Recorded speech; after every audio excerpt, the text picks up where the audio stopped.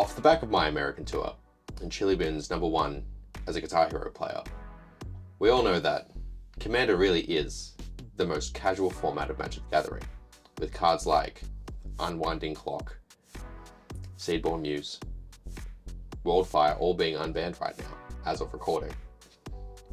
We have to wonder why the rest of the cards banned. And this is what we're here to talk about today.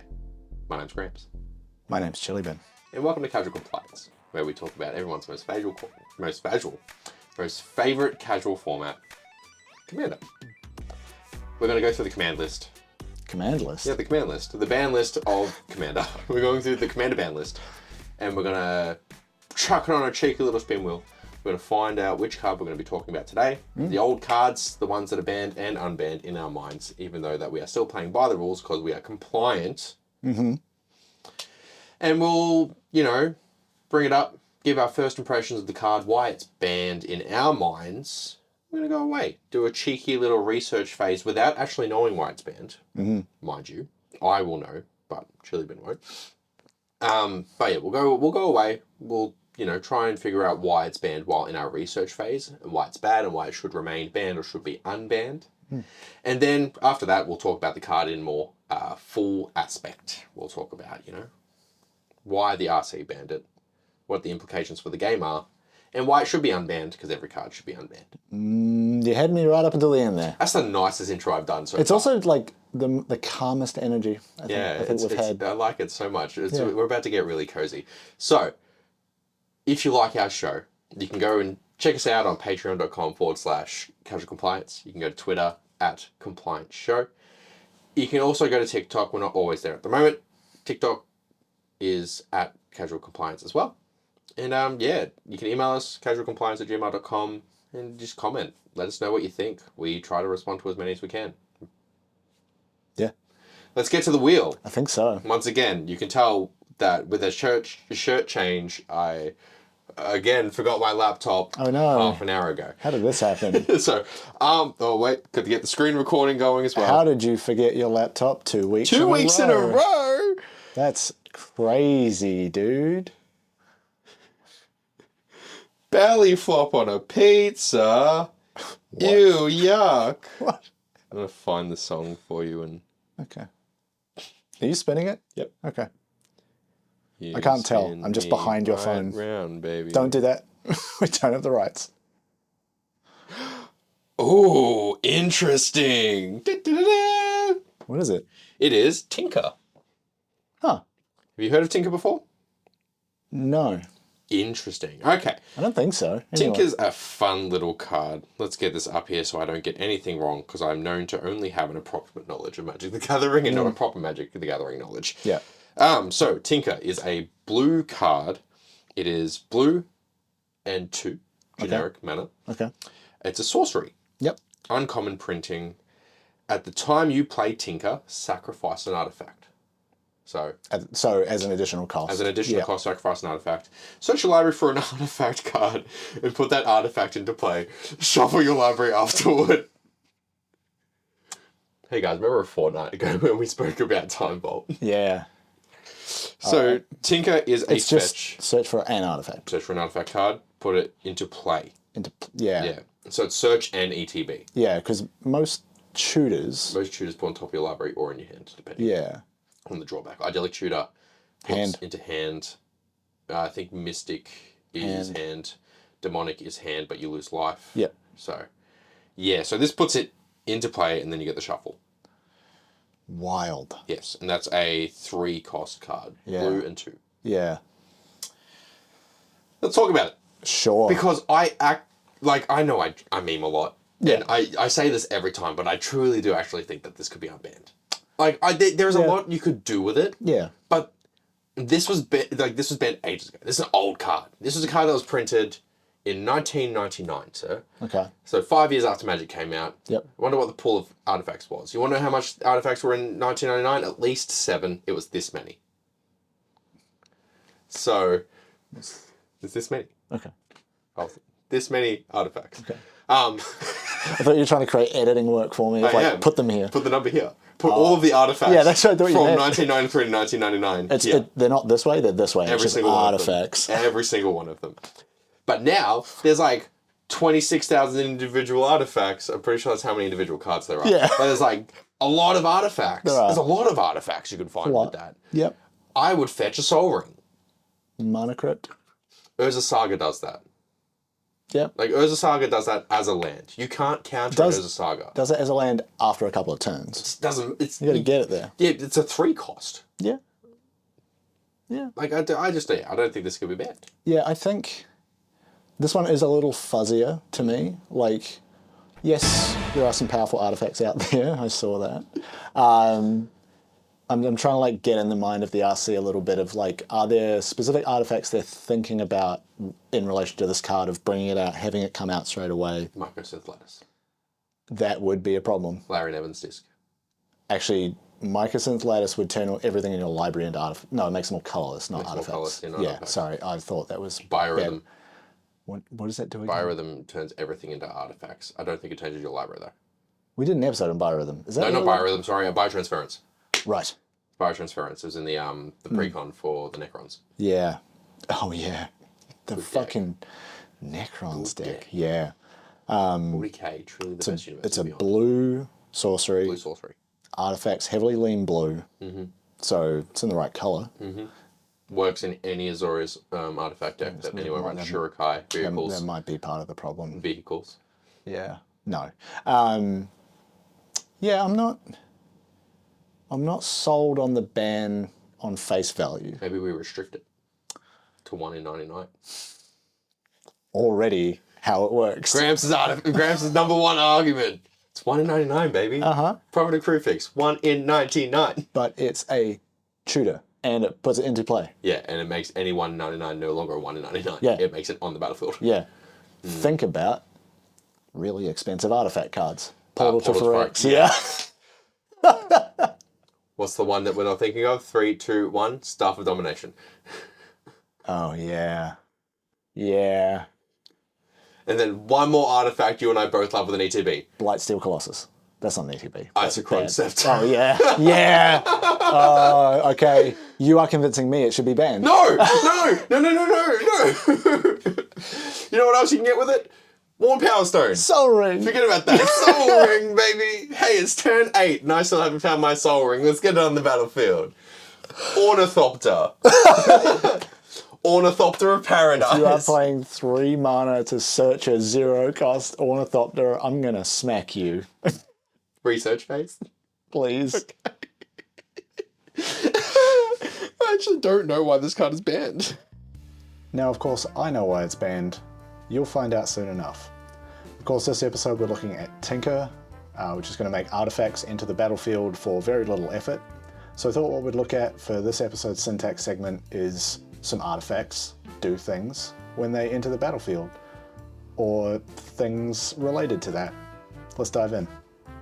So to find artifacts that do things when they enter the battlefield, we're going to start by specifying type artifact, and then we're going to do an oracle text search. We're going to use the tilde character to refer to when the card refers to itself by its own name. And then this is going to be done with a regular expression so that we can use either when or as before that card name. That's going to catch cards that say things like when card name enters or as card name enters.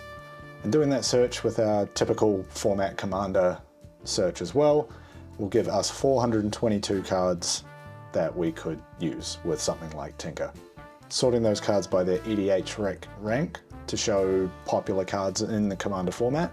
We see things like Solemn Simulacrum, Chrome Mox, and of course the One Ring. But of course it's not just artifacts entering the battlefield triggering themselves that we want to look for. Sometimes cards will do things when other artifacts enter the battlefield, so let's try to find those as well. Typically those abilities will have a phrase like when another artifact enters the battlefield, things like that, so we can probably get away with just searching for the phrase artifact enters. So that search on its own just brings back 8 cards. Not a lot to pick from, but just want to make sure we don't miss anything when we put this search together. So our final search is going to look like this. Obviously format commander at the start, we've got the oracle text artifact enters at the end, and then we've got that regular expression combo in the middle there. And we're wrapping that all up in parentheses just to separate that we're doing an or between those two searches. So it's either stuff that shows up in that big complicated search or those 8 cards that show up based on other artifacts entering the battlefield. And we can see here 430 cards, again by EDH rec rank. We've got some absolute barn burners at the top of this list. A lot of heat that you could definitely abuse with something like Tinker. And there we have it. Some funky artifacts entering the battlefield, doing funky things. If any of that was maybe a little bit complicated, felt like it went over your head, I'd recommend going back to the last few episodes, watching those syntax segments. That's where I started introducing some of these concepts like the regular expressions and that tilde symbol that references a card referring to itself by its own name. Anyway, back to the episode. There'll be some old favourites in this list. Love that. So excited for some old favourites. Welcome back from the syntax segment where Chili Ben shows his prowess of why he dunks on me every episode. Because you cast non-creature spells and I get stronger. Exactly. Yeah. Exactly. Truly.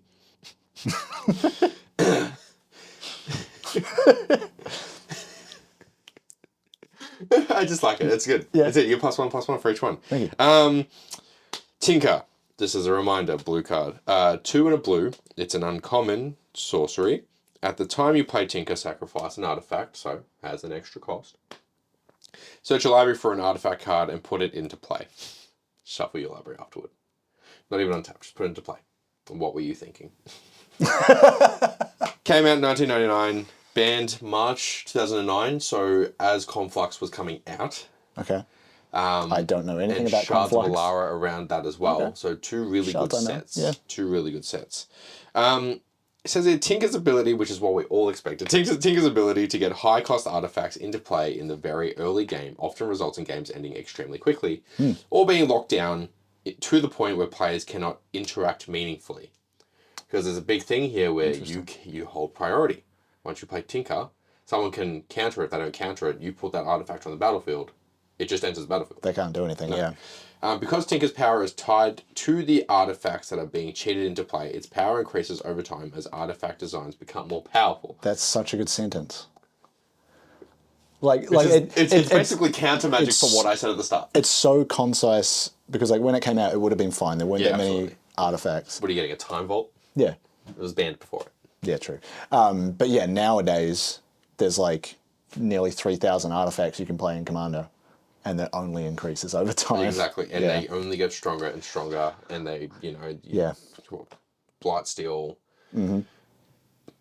all of the other Blightsteel. So you got Blightsteel Colossus, you've got, I wish I could remember the rest of Blightsteel Avenger or some shit like that. It's like Captain America, but Blightsteel. Poisonous Captain Poisonous Captain America. The value from this is endless. Yeah. You could do this into cranial plating. You can do it into Cranial Ram. Okay. Best card in Magic the Gathering to date. If you ask anyone who played Modern. Yeah. On Horizons 3. Yeah. So, as much as you can play this very early, this is the turn 2 very easily if you've got the Sol Ring Sol Island, yeah. Island Sol Ring down. You can't really, I don't see how you can play the turn. Mana Vault. Mana Crypt, sorry. Yeah, there's definitely ways to do it. You can play it in turn 1, but let's talk about Magic that realistic that people aren't spending $1,000 on. I don't trust your Mana Crypt if you have one, even though we know someone that has one. I want them to tear it in half so I can check if it's real. Oh, yeah. We'll get to that. After we get sponsored by Wizards of the Coast. Yeah. My God, you imagine ripping them. That'd be so tasty. Yes. Ripping a Blightsteel Colossus in half just to watch people cry. So, it is interactable. It is a sorcery. Yeah. Can only be played at sorcery speed unless you have Land of Imagination. Sure, yeah. Blah, blah, blah, blah, blah. But sorcery speed with the asterisk. Yeah. So, I can 2 mana counterspell. Done. Yeah. Turn 2 counterspell. Easy peasy. Yeah. I've done it before. We'll do it again. Hello. Yeah. And then, you are finding an artifact and you're probably going to tell me that. But I can't think of any artifacts that are immediately game ending the moment they enter the battlefield. Not game ending, but Blightsteel is as soon as it hits someone, they're out of the game. Yes. And so if players can't work out a way to stop that from happening, it will be over pretty quickly. Play more removal. Yeah. I'm so sorry, because I don't even believe in that. I truly do not believe in that sentence at all. Like, if you have to play more removal, maybe the card should be looked at. Okay. You now tell me Yeah. What I found? why it should be unbanned. No. I don't have an argument. I'm going to tell you why it should stay banned. Why should it stay banned? All right, so Blightsteel Colossus, we have talked about it, but that is the first card I have up here, because what I did is I searched for artifacts by decreasing mana value. Now, it's an 11 cost... 12. Sorry, 12 cost, 11/11. Correct. With Infect. Trample. Infect, when it leaves the battle. Indestructible. Oh, I forgot about that. Oh, yeah, anything Blightsteel is indestructible. And if it would be put into a graveyard from anywhere, reveal it, shuffle it into your library. Nice. So you could feasibly loop this and tinker. Yeah. So you could just... the tinker on just Isochron, graveyard. Yeah. Keep going. You can't tinker under 3 Isochron. costs, yeah, because it's 2 costs. Yeah. You could Narset's Reversal. You've... What you do? Yep. What you do is you know, I'm gonna play this out in my head. So Yep. you've got the Narset's Reversal under the Isochron Scepter. Yep. And it untaps whenever it wants, because apparently that's how it works. Well, no one watches the full video with Seedborn Muse. We can make it happen. But you're playing Simic. Sure. You've got a Seedborn Muse down. If you like. Just for you, so the people, I'm very clear for the short. Yes. Playing Simic, you've got a Seedborn Muse down, Isochron Scepter with Narset's Reversal. You play the Tinker. Yep. And then you Isochron Scepter, like, as Tinker. Narset's Reversal. Yeah, Narset's Reversal, the Tinker. Yep. And Tinker still resolves. Yep. Go get a Blightsteel. Blightsteel. And then, if anything does Oh happen no, to it, Blightsteel went to my graveyard. It's back in your library. exactly. Tinker time. Tinker time. Let's go. Daddy. Yeah. So that's one. The next one I found, and I've never seen this card before, and it was printed like, I think, Arabian Nights. I'm really excited for this. Aladdin's Lamp. That was the one I said for last episode. Okay. It's a 10 cost artifact, and its ability reads, pay X and tap the lamp. The next time you would draw a card this turn, instead look at the top X cards of your library, put all but one of them on the bottom of your library in a random order, then draw a card. Scry. X can't be 0. Scry X. Yeah, basically. Scry X with downside. Yeah, because you say it's 5, you take 5, you put 4 on the bottom, 1 stays on the top, and then you draw. Yeah. So, yeah, put as much fucking mana into that as you like. Yeah. That's a fun card. I like that. I do like that. We should play that more. Yeah, next one I pulled up, 9 cost artifact, Darksteel Forge. There it is. Artifacts you control have indestructible. That's a good thing to find. That's just a helpful one. Yeah. Platinum Empyreon is an 8 cost artifact creature golem. It's an 8/8 if that matters, but it says your life total can't change. That's just good protection. You can still lose the game. You could, unless you pulled up Platinum Angel, which is a 7 cost artifact creature that says you can't lose the game and your opponents can't win the game. I think you mentioned this one earlier, 7 cost Achroma's Memorial. Yeah, creatures you control have flying, first strike, vigilance, trample, haste, and protection from black and from red. Yep. Demon colours. Yeah. Because they become angels. Also pulled out Chromatic Orrery. Yep. 7 cost legendary artifact. Straight in. You may spend mana as though it were mana of any colour. Tap it to add 5 colourless. Yep. And then pay 5 and tap it to draw a card for each colour among permanents you control. Just a good bit of kit. Value. Yeah. Value. Bolus's Citadel. Again, I think you mentioned this. I did. 3 black for a legendary artifact. You may look at the top card of your library anytime. You may play lands and cast spells from the top of your library. If you do that, you pay life instead of pay life equal to its mana. Then you can tap it and sacrifice 10 non-land permanents. Each opponent loses 10 life. I truly think that Bolus's Citadel is strictly better necromancy. What's the... Potence? Necropotence. Yeah. Right. I truly think it's strictly better. It's like, because it does cost more, yes, but it does way more efficiently. It's and a good if you card. think I'm wrong, let me know. And you've already activated my trap card with the Isochron Scepter Narset reversal combo. We're done with stuff of domination, baby. It's all about Isochron. As soon as you are fucking around with instants and sorceries, I'm thinking about this combo now. Shit. And if that instant also, well, if it's an instant 2 or less, put it under the scepter. But yeah, the idea of being able to just essentially loop through your deck and pull out every artifact by copying and returning it to hand. So just to explain it, if you haven't caught our earlier episodes where this is featured, Isochron Scepter, 2 cost artifact, imprint. When it enters a battlefield, you may exile an instant card with converted mana cost 2 or less from your hand. Then you may pay 2 and tap the scepter to copy that exiled card and cast the copy for free. And then what you put under that is Narset's Reversal, which costs 2 blue. It's an instant that says copy target instant or sorcery spell, then return it to the owner's hands. You may choose new targets for the copy. So any instant or sorcery you can just loop. Yep. The other thought I had was, and I didn't pull up any card examples, but if you copy a spell, it doesn't count as casting. No. So you don't have to sacrifice an artifact. Yeah. So if you just find a way to copy Tinker, Storm, give it a Bloomburrow. Sure. How many cards now give just like, I'll call this instant sorcery now has Storm? Yeah.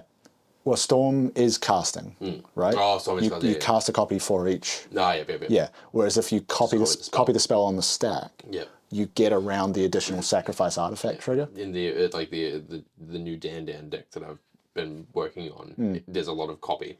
Mm-hmm. Far out. You put a copy under the scepter. Yeah. Find a way to untap it. Now the What last we're one. learning from this is that we should ban Isochron Scepter. It's pretty good. And he's So strong. Oh, I know what that card is, but just before we move away from Isochron, and let's think like the RC for a second. Yeah. Because what we're learning here is that Isochron Scepter is an auto included in every deck because it's colorless. Yeah. How much does Isochron Scepter cost? Let me tell you. If you were to get the double masters printing, that is telling me it's like $13 US. So, Australian dollars, maybe 20 or less. So it's 40,000 Australian dollars because it's 13 US. I'll tell you, I picked one up for 20-ish. That's why we haven't changed set. You spent $40,000 on a 13 US dollar Isochron Scepter. Damn. Okay. Yeah. It's not there. It's not really bannable, but it's been reprinted a bunch of times, so it's really easy to get a hold of. And people just aren't paying it maximum. No. What's Narset's Reversal going for? Like $9? So it's a $25 combo. Yeah. It's not bad. About that. Yeah, you'll have a combo. Yeah. Now, the other thought I did have was like, okay, you're casting Tinker, you have to sacrifice an artifact. What's a good, easy way to get a bunch of artifacts? Best one I thought of, Myr Battlesphere. 7-cost artifact creature. When it enters, create 4 1/1 colorless Myr artifact creature tokens. The rest of it's an attack trigger, which doesn't matter. So Goes in an Urtet deck. Well, if you find a way to blink Myr Battlesphere and just have it come in, create more, sack, food. Revel in Riches, Ragavan. Yeah, sure. Metallurgic Summons. Yeah. Like, it's pretty easy to get 1 extra artifact per turn. For sure. Just so you've got something to sacrifice to the Tinker. Yeah. So I think, like, you make an interesting point about Isochron. Like, yeah, it's easy with that, something like Isochron and Narset's Reversal, to abuse certain limitations that normally apply to playing Magic. Yeah. So I need to spend some time thinking about why that isn't banned. But because I think the limitation on it is 2 or less, and it has to be an instant. It's limited and it's easy to interact with as well. And you basically, and unless you have a Seedborn Muse down or something like that, you do it once. Yeah, I think the limitation is largely coming from how narrow its focus is. Right, it's an instant 2 or less. Yeah. And generally, the power of a 2 or less instant is not huge. Not amazing. Yeah. You can get a counterspell in there. You could. Have a counterspell even then. Whereas, stuff like this, where there is no cap. It's not, hey, find a commander, a CMC 6 or less artifact, put on the battlefield. It's just, hey, anything. Chuck an artifact down, Yeah. have fun, unfriend all of your friends, and Let's put this down. even like say, okay, I've got a really shit play in my head where it's like Legion Loyalty that into Blightsteel Colossus and then Myriad. Legion Loyalty, all your creatures get Myriad. Yeah. I mean, Legion Loyalty is an enchantment, right? Yes, so you have Legion Loyalty down, You just and have then it, you do that into Blightsteel, and then GG. Yeah. Straight out the gate. Yeah. And that'd be turn 6, 7, but that's still a pretty quick commander game.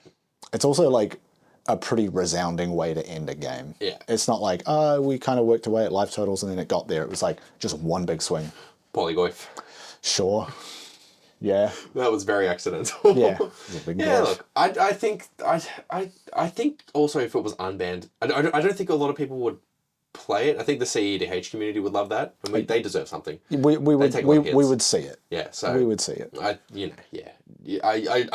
truly do, because like we still see stuff like cyclonic overloads and stuff like that. Overloaded cyclonic rifts and there's that new Ugin's Bind. No, the new cyclonic rift. The fixed Ugin's Binding, right? this fixed cyclonic rift that came out in. It's still bad. It did, but it's fixed. Yeah. It's strictly worse, which means it's strictly better for people who want to play Commander and not be hated. Yeah. Yeah. So yeah, it stays banned. Like, to try and fix it, you've got to put a cap on what you can go and get. Yeah. Right? Put a CMC cap on. But even then, like, because Portable Phyrexia is 9. I think a lot of the ones I was pulling up were like busted and they were 7 or higher. Granted, I didn't scroll that far down through the results when it was no, but like I don't know, 6. 5. Could you put a caveat that it has to be a coloured artifact? I mean, An artifact with a colour identity. you could. I think. I mean, this is Tinker. It's blue. Tinker, it's blue. So you have blue artifact. Yeah, that would severely limit your options unless you've got a Mycosynth Lattice and everything's colourless. Then it would be fully limited. Yeah. What else could you do? I think not having it into the battlefield for one thing. Yeah, put it in your hand. Why did you do that? Why? Look at all of these. Look at all of these tutors where it enters Goes to hand. It goes to hand. Top of your library. I don't remember What is that shit? That's another black tutor. It's the vampiric one of those ones. Yeah. Whatever that tutor is that's on the screen right now. Then why, Tinker? Wizards of the Coast? Why? If you could email me at casualcompliance@gmail.com. Or if you could, go to our Patreon, Tell us there. follow us, and then, leave a comment. And it's patreon.com/casualcompliance. Yeah. Go to TikTok, Casual Compliance. I might not see it because I don't look at it all the time. Twitter, I'm there a lot more. I'm really not. Compliance I'm show. also there. Compliance show. At Compliance Show. The place you want to catch me is the Gmail, casualcompliance@gmail.com. What's when you see this? Why? This versus this. Trying to make as much editing for you as possible. You really have. Yeah, I truly have. It's so good. I've been Gramps.